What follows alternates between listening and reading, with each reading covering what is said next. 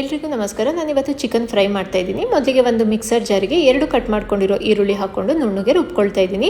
ಈಗ ಒಂದು ಪಾತ್ರೆಗೆ 3 ಚಮಚದಷ್ಟು ಎಣ್ಣೆ ಹಾಕ್ಕೊಳ್ತಾ ಇದ್ದೀನಿ. ಎಣ್ಣೆ ಬಿಸಿ ಆದ ನಂತರ ಮಸಾಲ ಸಾಮಾನು ಹಾಗೆ ಈರುಳ್ಳಿ ಪೇಸ್ಟನ್ನು ಹಾಕ್ಕೊಂಡು ಹಸಿ ಸ್ಮೆಲ್ ಹೋಗೋವರೆಗೂ ಫ್ರೈ ಮಾಡ್ಕೊಳ್ತೀನಿ. ನಂತರ 1 ಚಮಚದಷ್ಟು ಬೆಳ್ಳುಳ್ಳಿ ಶುಂಠಿ ಪೇಸ್ಟನ್ನು ಹಾಕ್ಕೊಂಡು ಅದು ಕೂಡ ಹಸಿ ಸ್ಮೆಲ್ ಹೋಗೋವರೆಗೂ ಫ್ರೈ ಮಾಡ್ಕೊಳ್ತೀನಿ.